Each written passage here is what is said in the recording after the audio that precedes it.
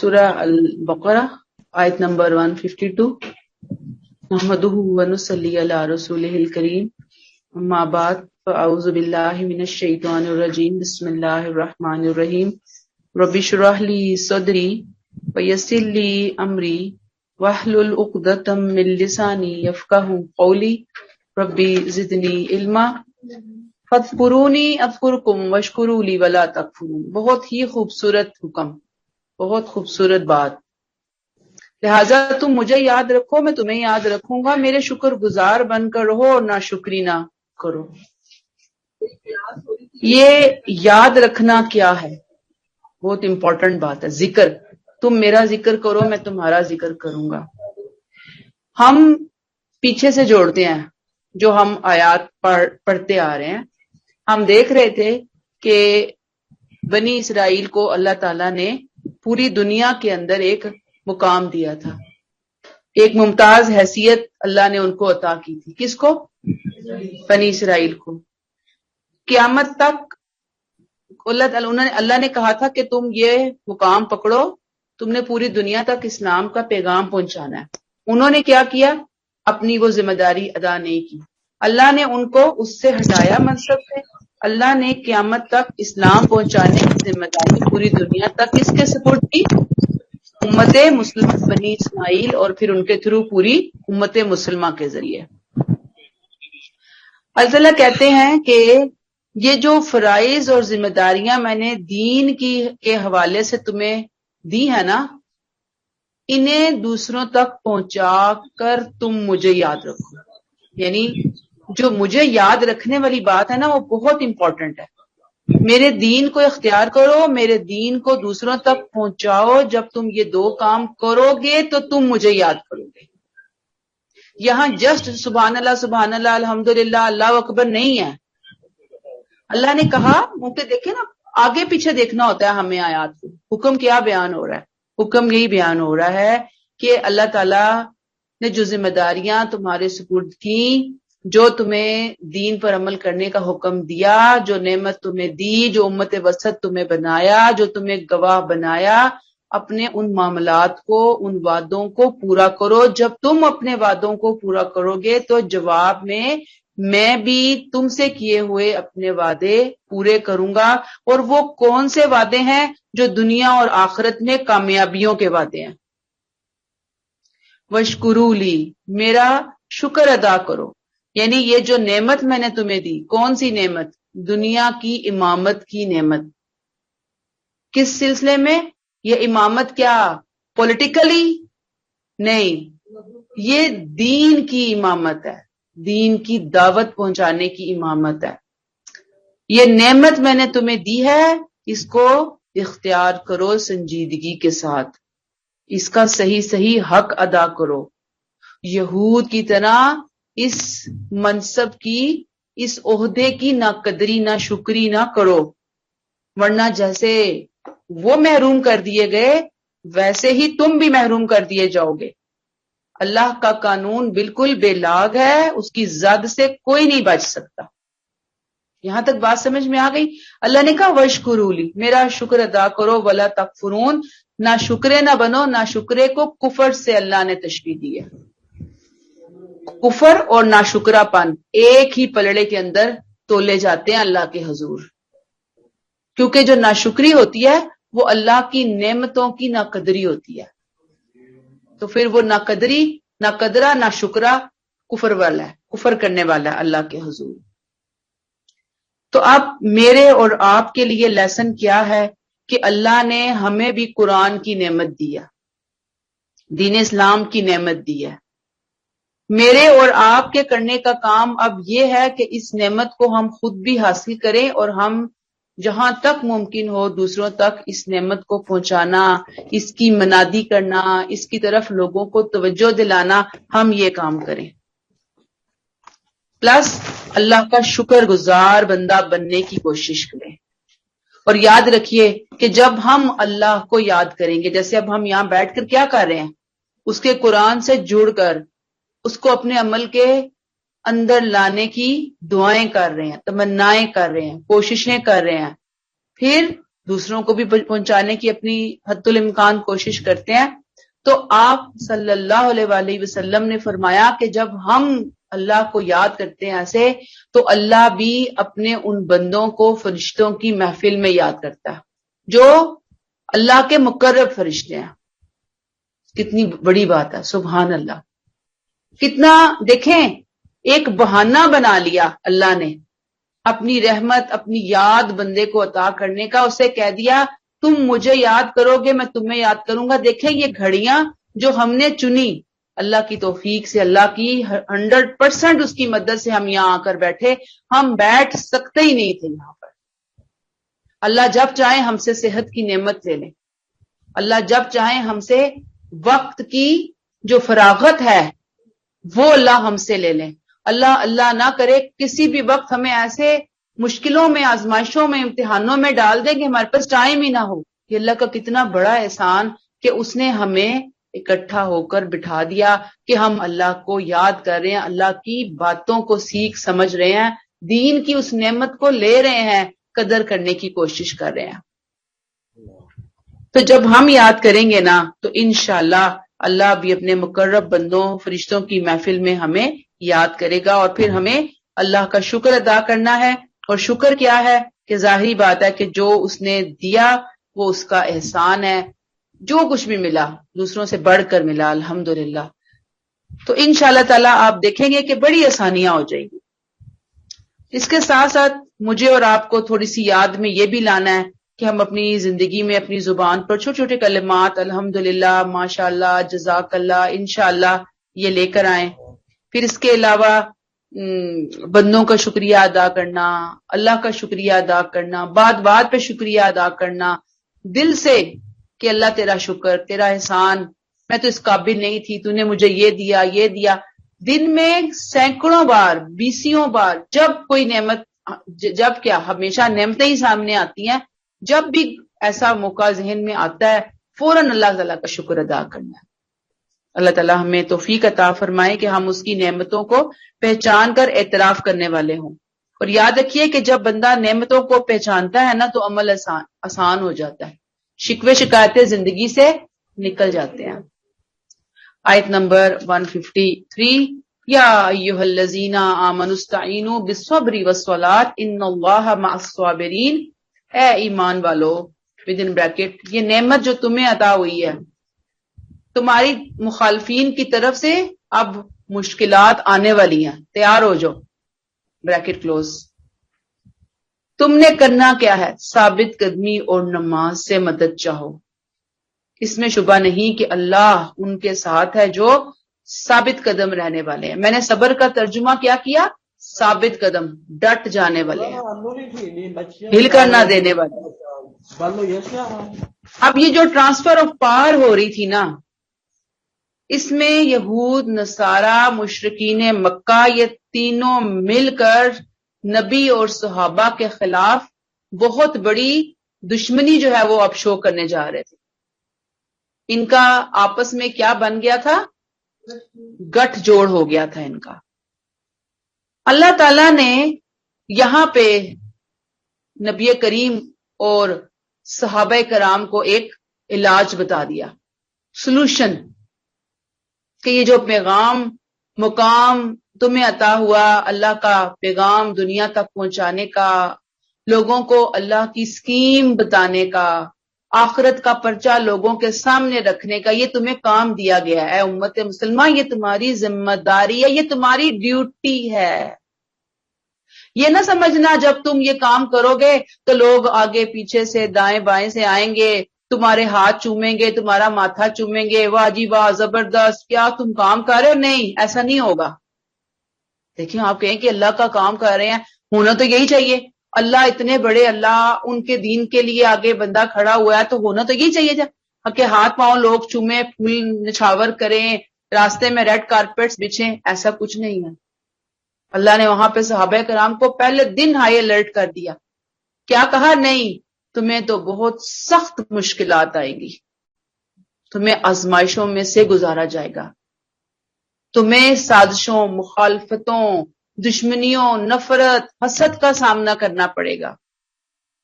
تم نے کیا کرنا ہے؟ بھاگنا نہیں ہے میدان چھوڑ کے. یہ جو نہ بھاگنا یہ صبر ہے. تم نے مشکلات سے گھبرانا نہیں ہے، یہ صبر ہے. تم نے کیا کرنا ہے؟ برداشت کرنا ہے، فیس کرنا ہے ان تمام معاملات کو، اور ثابت قدمی اختیار کرنی. یہ ثابت قدمی ہے. اور ساتھ ہی ساتھ نماز سے مدد چاہنی ہے. نماز بھی وہ جو سمجھ کر پڑھی جاتی ہے، غور و فکر کے ساتھ پڑھی جاتی ہے، ایسے کہ جیسے اللہ ہمیں دیکھ رہا ہے، ایسے جیسے ہم اللہ سے رکوع اور سجود میں باتیں کر رہے ہیں کہ اللہ ہم کتنے کمزور ہیں. دیکھیں نا کتنے کمزور ہو چکے ہیں ہم اس حوالے سے. یہ کمزوری فزیکلی کمزوری نہیں ہے، میڈیکلی کمزوری نہیں ہے، اسپرچولی کمزوری. اللہ کتنے کمزور ہو گئے ہیں، اللہ کتنی مشکلیں آ گئی ہیں. اللہ حوصلہ نہیں ہے ہمارے اندر. اللہ تو مالی آسان کر دے سارے معاملے کو. نماز کے ذریعے ہم کیا کر رہے ہیں؟ دعا مانگ رہے ہیں. تو اللہ کیا کرے گا؟ تمہیں صبر عطا کرے گا، تمہیں حوصلہ عطا کرے گا. اللہ صبر کب عطا کرے گا، حوصلہ کب عطا کرے گا؟ ظاہری بات ہے کہ ہم ایک رویہ شو کریں گے ڈٹ جانے والا، رک جانے والا، خود کو کنٹرول کر دینے والا، اور پھر اس کے بعد نماز کے ساتھ صحیح تعلق قائم کرنے والا رویہ اللہ بھی دے گا ہمیں. گویا یہاں مجھے اور آپ کو سمجھایا جا رہا ہے کہ صبر اور نماز سے مشکلات کا مقابلہ کرو. صبر آئے گا کیسے؟ اچھی نمازوں سے، تسلی سے پڑھی ہوئی نمازوں سے، سوچ سمجھ کر پڑھی ہوئی، اہتمام کے ساتھ پڑھی ہوئی نمازوں سے. یاد رکھیے زندگی میں بے شمار کمپلینٹس ہوتی ہیں ارد گرد کے لوگوں سے، رویوں سے، معاملات سے، آزمائشوں سے، دکھوں سے، تکلیفوں سے، بیماریوں سے، پریشانیوں سے ہوتی ہے نا کمپلینٹس. ایک ہی علاج ہے، نماز کو سمجھ کر پڑھنا شروع کر لیں.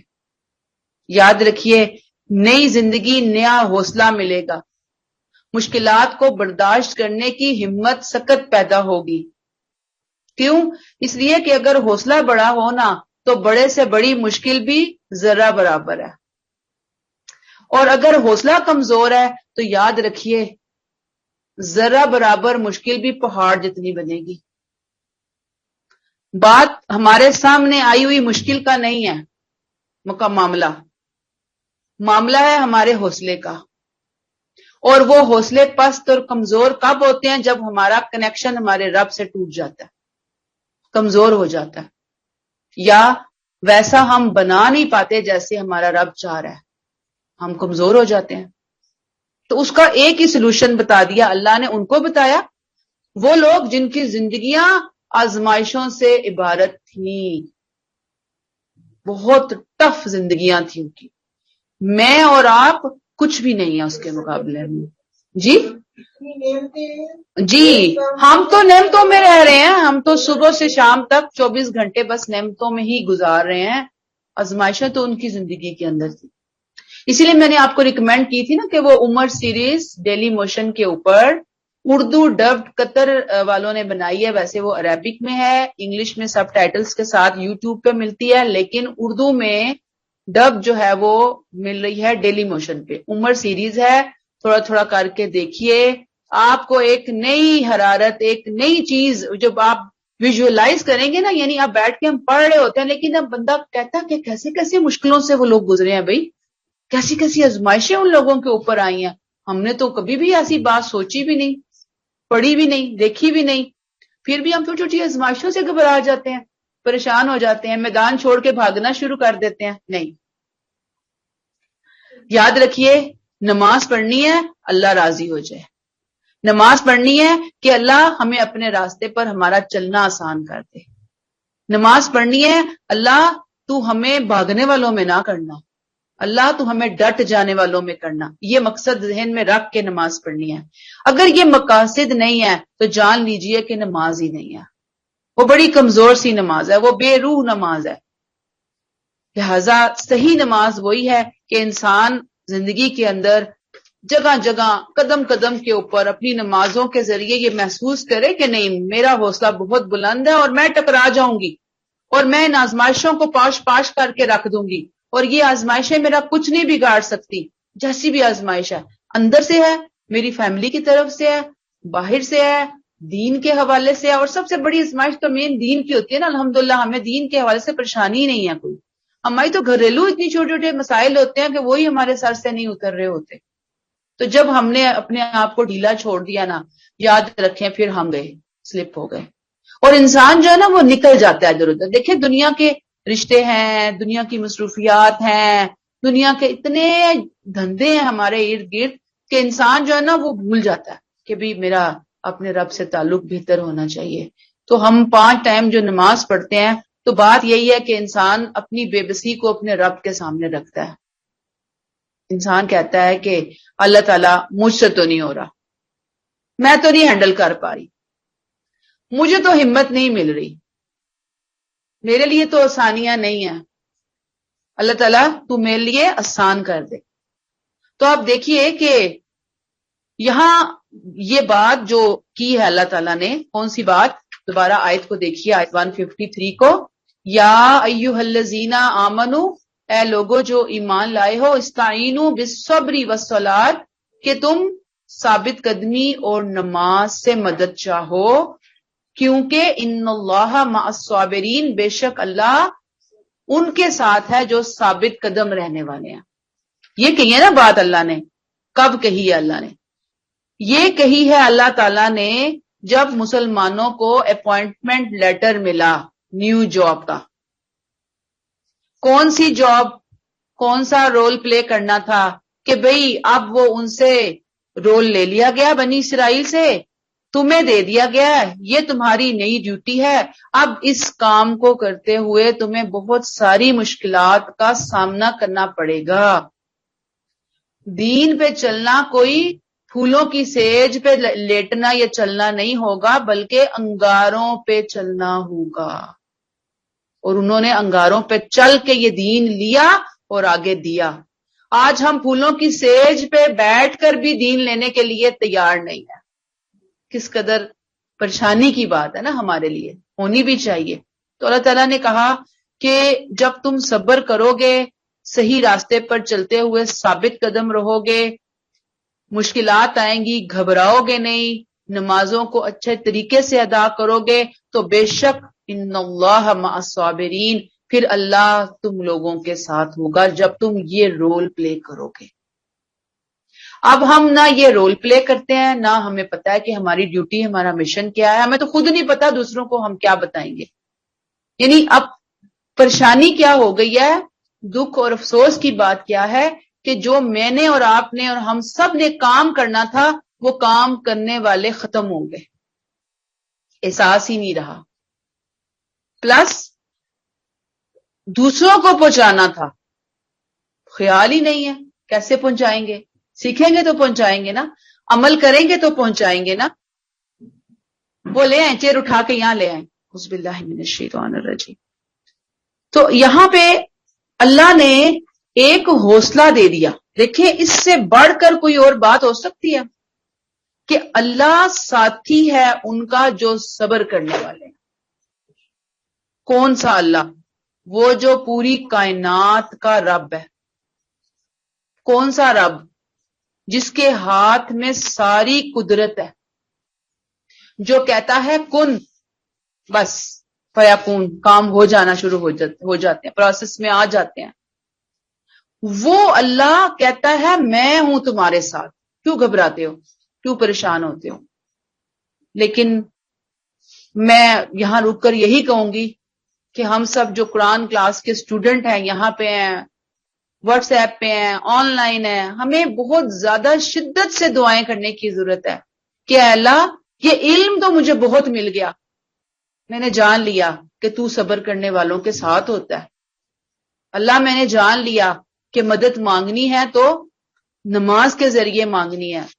علم بہت آ گیا, اللہ میرے علم میں یقین پیدا کر دے, مجھے حوصلہ دے دے, میرے لیے آسان کر دے. جب تو آسان کرے گا تو یہ ساری چیزیں آسان ہو جائیں گی. تو حوصلہ عطا فرما دے، توفیق عطا فرما دے۔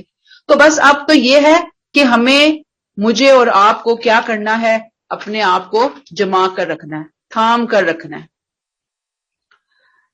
یہاں تک بات سمجھ میں آ گئی ہے؟ آپ دیکھیں کہ صبر کیوں ضروری ہے، اس کے علاوہ کوئی چارہ ہی نہیں ہے نا صبر کے بغیر۔ دو ہی چیزیں ہوتی ہیں، یا صبر کریں گے یا بے صبری کریں گے۔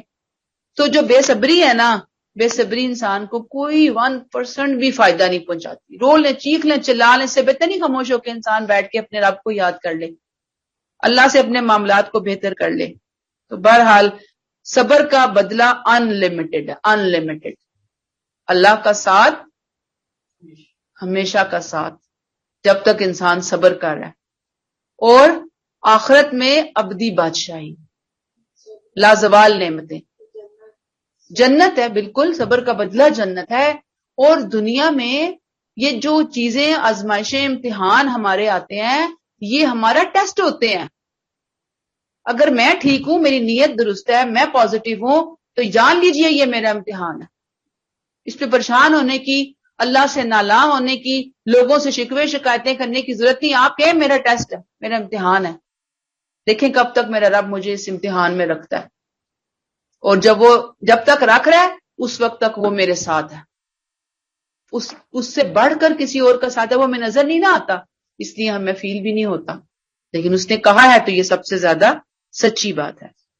پھر یہ کہ جب بھی کوئی غم، ڈپریشن، پریشانی آئے، تو جیسے فرض نمازوں کو ہمیں بہتر بنانا ہے نا، ایسے ہی کچھ نفل اپنی زندگی کے اندر لانے کی ضرورت ہے۔ 2 رکعت نفل حاجت انسان پڑھ لیتا ہے، ڈپریشن کا علاج ہے، سجدے میں انسان روئے، تو انشاءاللہ تعالی اللہ تعالیٰ آسان فرمائیں گے، انشاءاللہ۔ آیت نمبر 154، وَلَا تَقُولُوا لِمَن يُقْتَلُ فِي سَبِيلِ اللَّهِ أَمْوَاتٌ، جو لوگ اللہ کی راہ میں مارے جائیں انہیں مردہ نہ کہو، بلکہ وہ زندہ ہیں، بل احیاء وَلَکِن لَا تَشْعُرُونَ، لیکن تم ان کی زندگی کی حقیقت کو نہیں سمجھتے۔ اب ظاہری بات ہے کہ جو لوگ کھڑے ہو کر حق کی یہ گواہی دیں گے، اللہ کا پیغام، اللہ کی اسکیم لوگوں تک پہنچائیں گے، جن کے لیے آیت 153 میں اللہ نے کہا کہ مشکلات آئیں گی، گھبرانا نہیں، پریشان نہیں ہونا۔ اب وہاں پر ایسی مشکل بھی آ سکتی ہے کہ جان قربان کرنی پڑ سکتی ہے اللہ کی راہ میں، اس کام کو سر انجام دیتے ہوئے۔ پہلے تو اللہ نے کہا نا جب مشکلات آئیں گی تو صبر کرنا، میں ساتھ ہوں تمہارے۔ پھر اللہ نے کہا اگر جان بھی چلی گئی، وہ جان چلی گئی جنگ کے اندر، وہ جان چلی گئی بستر کے اوپر، یعنی بستر پہ ایک انسان پوری زندگی حق کی شہادت دیتا رہا، اللہ کی اسکیم لوگوں تک پہنچاتا رہا، اللہ کا پیغام لوگوں تک پہنچاتا رہا، اس نے دین کو اپنا اوڑھنا بچھونا بنا لیا، وہ خدائی پروگرام کا جو پیغمبرانہ کام ہے اس کا حصہ بن گیا کہ یہ دین مجھے لینا بھی ہے اور یہ دین مجھے دینا بھی ہے، یہ اس نے سمجھ لیا۔ اس نے ساری زندگی ڈٹ کر یہ کام کیا، کسی مشکل کی، کسی تکلیف کی، کسی غم کی، کسی حادثے کی کوئی پرواہ نہیں کی۔ اب ہماری حالت تو یہ ہے نا کہ ایک چھوٹی سی تکلیف آ جائے نا تو ہم پہلے ہی تیار ہوتے ہیں چھوڑ چھاڑ کے سائڈ پہ بیٹھنے والے، دنیا کے کام نہیں چھوڑیں گے۔ طبیعت سخت خراب ہوگی، ہمیں پتہ ہمیں چھٹی نہیں ملنی، کسی نے ہمیں اسپیئر ہی نہیں کرنا، یہاں چونکہ اللہ تعالیٰ نظر نہیں آتے لہٰذا ہم خود بخود ہی سائڈ پہ ہو کے چھٹیاں کر کے سائڈ پہ بیٹھ جاتے ہیں۔ تو یہاں پہ بتایا گیا کہ جو اس میسج کو پھیلا رہے ہیں نا، اب وہ اس راستے میں اس کام کو کرتے ہوئے ختم ہو گئے، فوت ہو گئے، موت آ گئی ان کی۔ میں نے آپ کو کیا کہا، موت کی 2 صورتیں ہیں، یا میدان جنگ یا بستر پر۔ کون سے لوگ ہیں یہ؟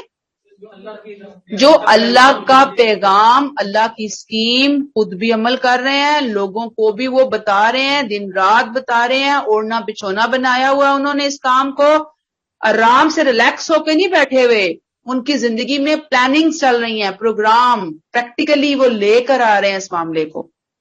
اللہ نے کہا کہ اگر وہ مر گئے یا مار دیے گئے تو وہ مرے نہیں ہیں، وہ زندہ ہیں، لیکن تم نہیں سمجھ سکتے۔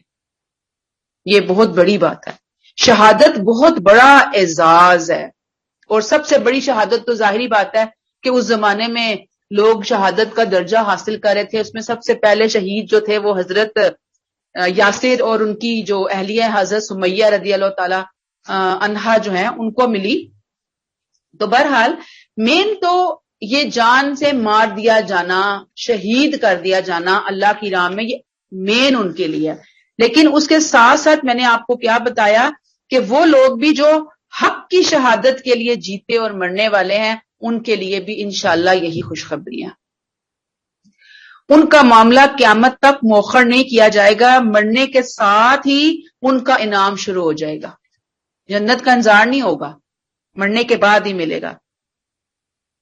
آل عمران سورہ میں آ گیا کہ وہ خوش ہو رہے ہوں گے کہ پیچھے والے بھی آ رہے ہیں ان کے پیچھے پیچھے، وہاں وہ اللہ کا رزق پا رہے ہوں گے اور میں انہیں اسپیشل انعام دوں گا.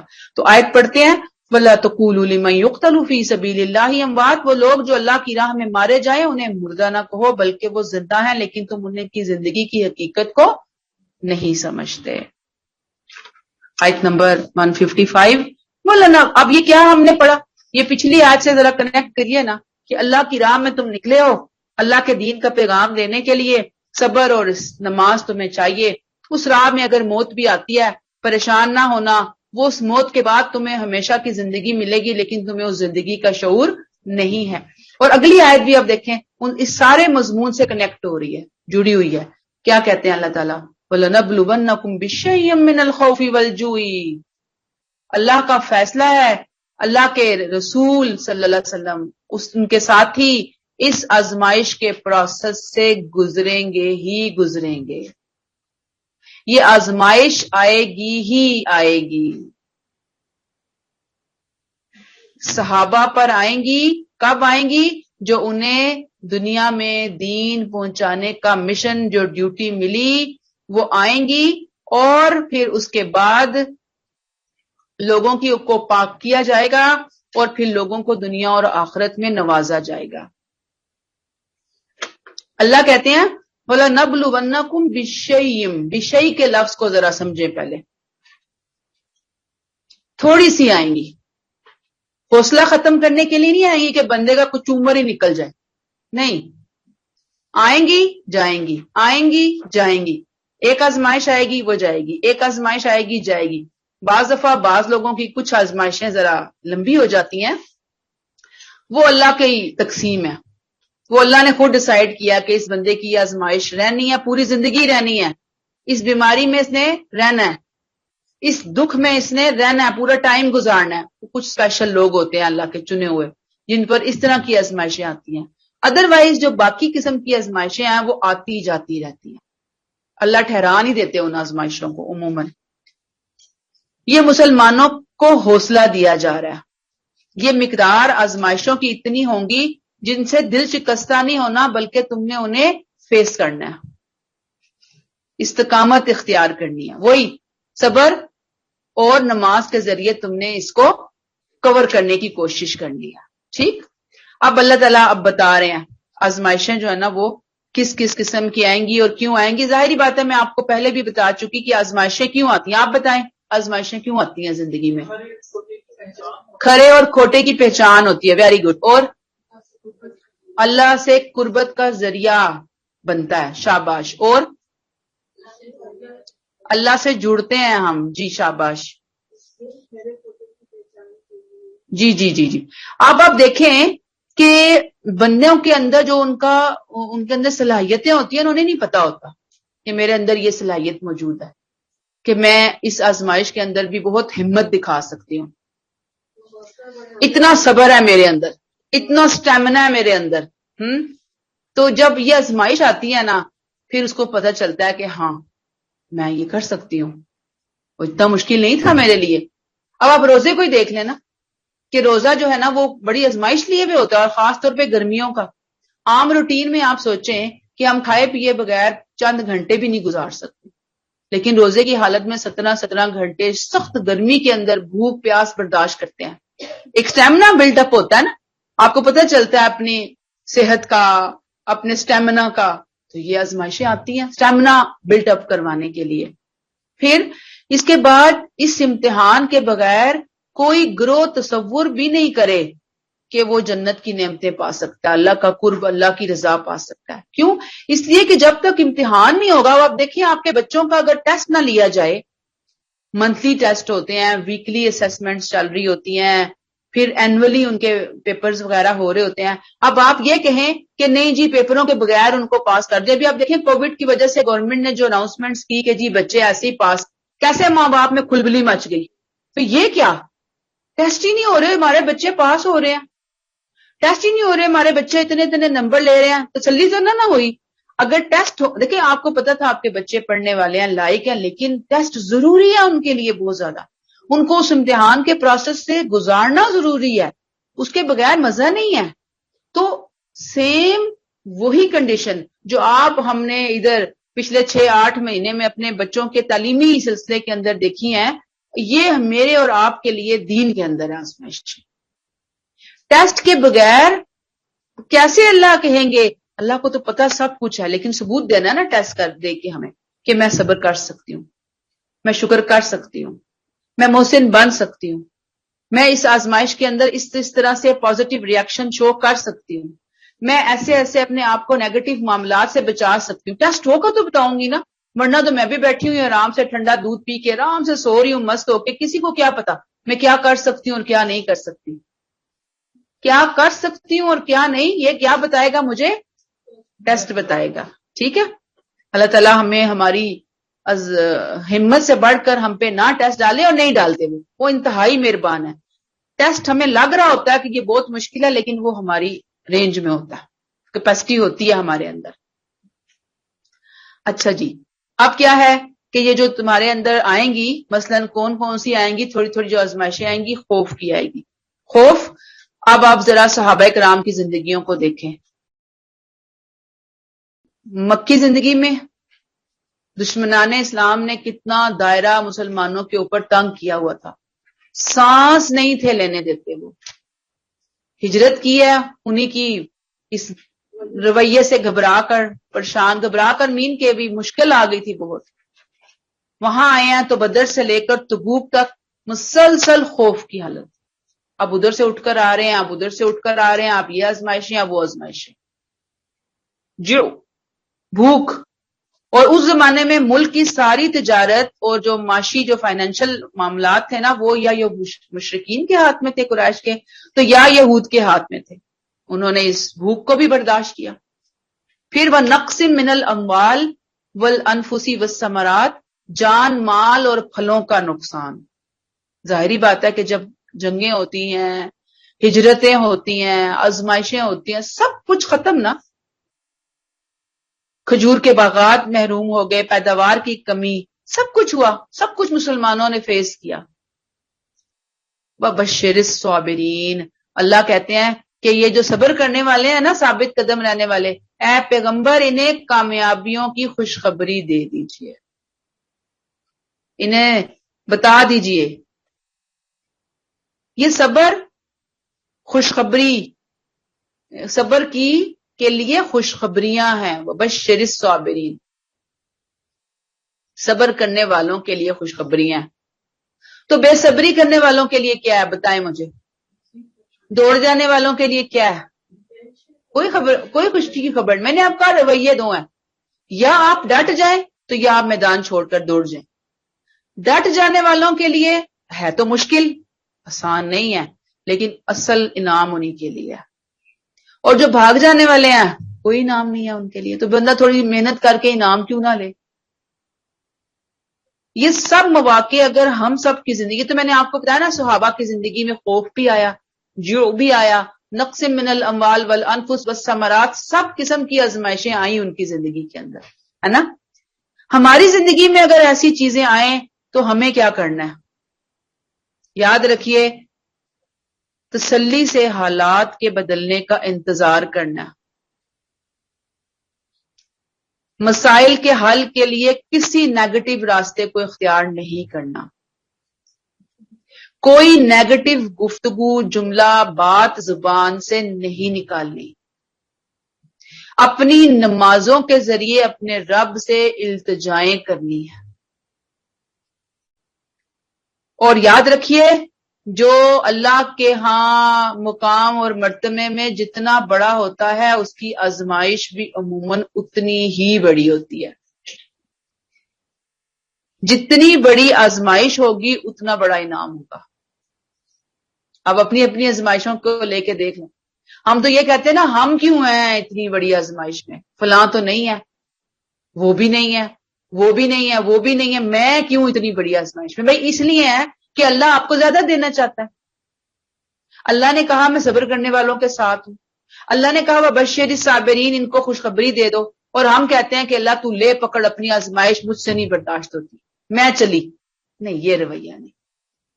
اب ہمیں اس معاملے میں لینا کہ جو اللہ سے راضی اللہ اس سے راضی، جو اللہ سے ناراض اللہ اس سے ناراض.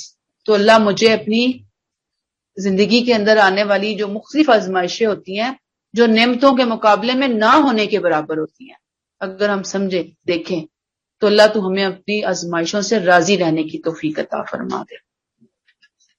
آیت نمبر 156، یہ جو اینڈ ہے نا وبشر الصابرین، اسی کا اگلا حصہ آیت 156. یہ صابرین کون ہے؟ ان کا رویہ کیا ہے؟ اللہ کہتے ہیں الذین اذا اصابتهم مصیبۃ قالوا انا للہ وانا الیہ راجعون. یہی ہیں وہ لوگ جنہیں کوئی مصیبت پہنچتی ہے تو کہتے ہیں کہ یقیناً ہم اللہ کے ہیں اور ہمیں ایک دن اسی کی طرف پلٹ کر جانا ہے. جب مجھے یہ یقین ہو گیا اس بات کا کہ اس کی سینکشن کے بغیر کوئی مجھے ذرہ برابر نقصان نہیں پہنچا سکتا. ذرہ برابر. سینکشن کیا ہوتی ہے؟ لیو اپلیکیشن ہم جب دفتروں میں رکھتے ہیں نا، کسی بھی کام کی چھٹی چاہیے ہمیں، کوئی کام کروانا ہے جسے آپ کہتے ہیں پرمیشن چاہیے ہمیں، تو اسے کہتے ہیں سینکشن. ٹھیک ہے، پرمیشن مل گئی آپ کو نا، ہم کہتے ہیں یہ سینکشن کر دیجئے، ہمیں اجازت دے دیجئے. ٹھیک، ہمیں یہ پتہ چل جائے، پتہ ہے ہمیں مسلمانوں کو کہ اللہ کی اجازت کے بغیر کوئی ہمیں ذرہ برابر نقصان نہیں پہنچا سکتا. جو ہو رہا ہے اس کی مرضی سے ہو رہا ہے، وہ چاہتا ہے کہ میں ثابت قدم رہوں. اللہ تعالیٰ نے بتایا کہ صابرین کون ہے، کہ جب انہیں کوئی مصیبت پہنچتی ہے، اذا اصابتہم مصیبہ، آزمائشوں کا مقابلہ وہ بڑی شان سے کرتے ہیں، بڑی آن سے کرتے ہیں.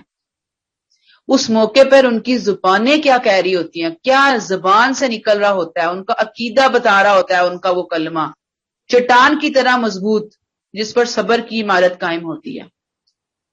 قالوا انا للہ وانا الیہ راجعون، یقیناً ہم اللہ ہی کے ہیں اور ہمیں ایک دن اسی کی طرف لوٹ کر جانا ہے، پلٹ کر جانا ہے.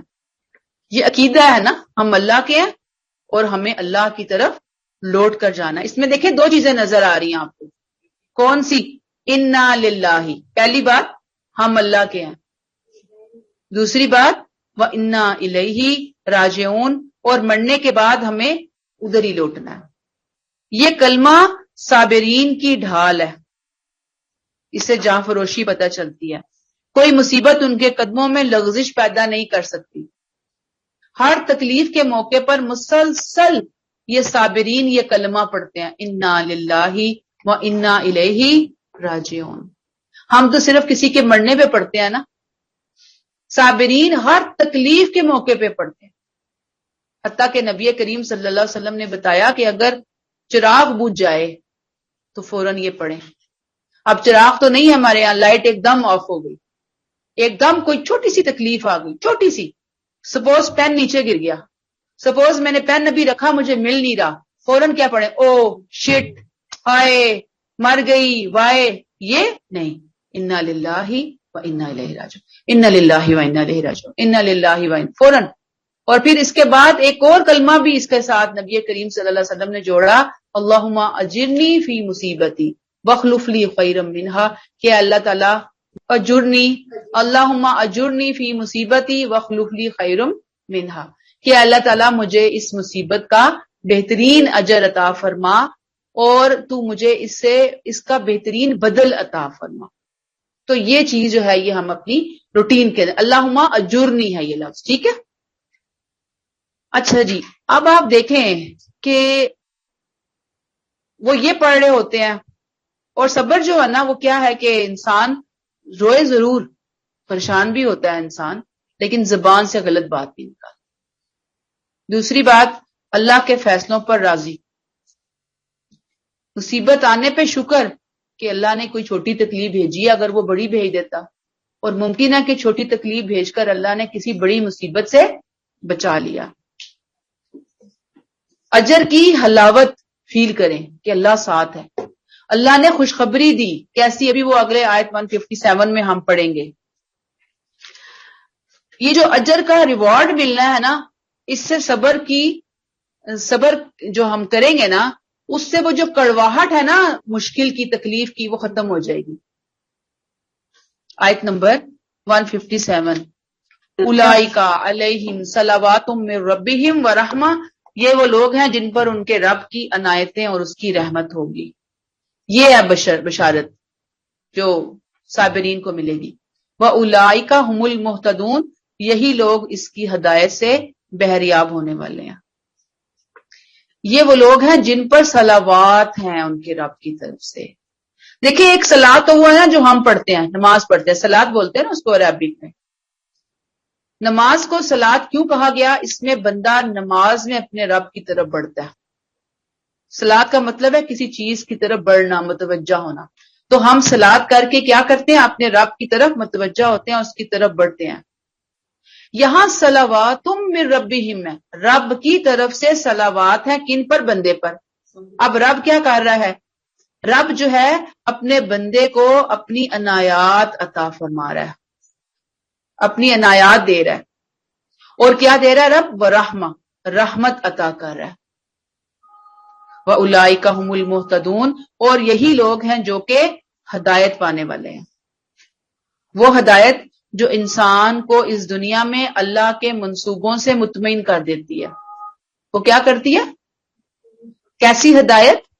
ہدایت صحیح گائیڈ لائن، صحیح رویہ، صحیح عقیدہ، صحیح خیال، صحیح یقین، صحیح فکر، صحیح سوچ.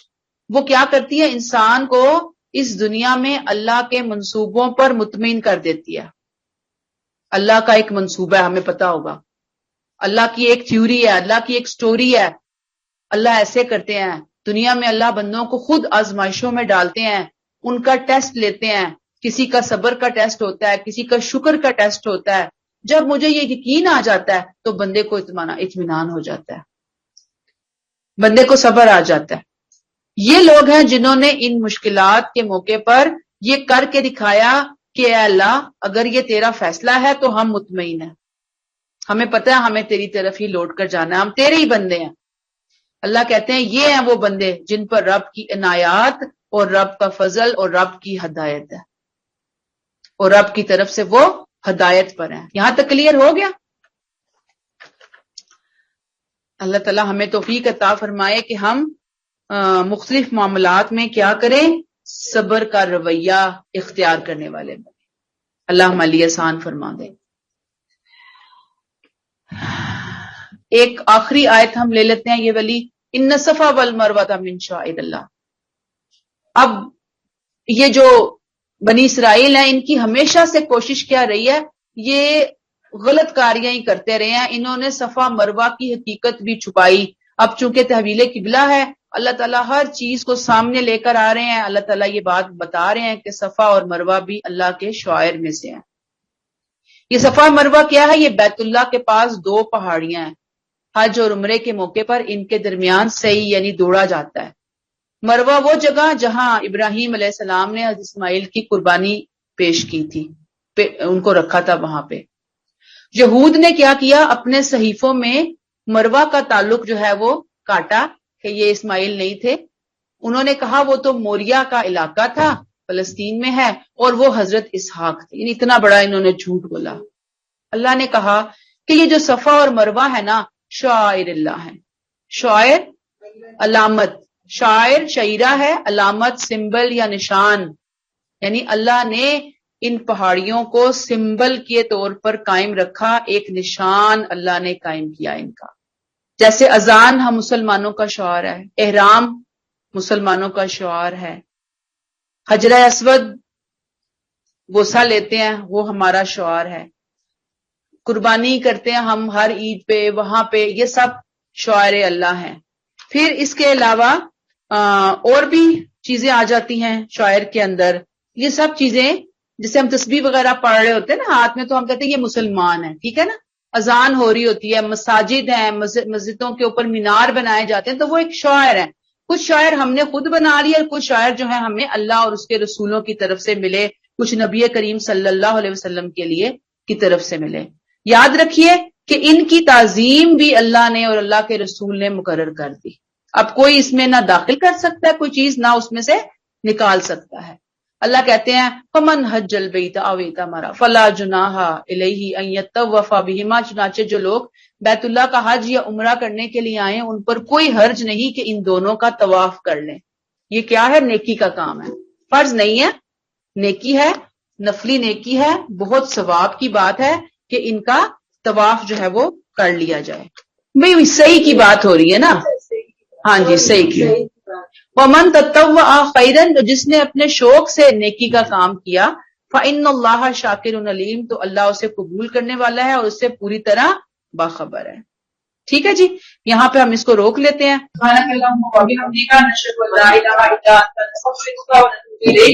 السلام علیکم ورحمۃ اللہ وبرکاتہ.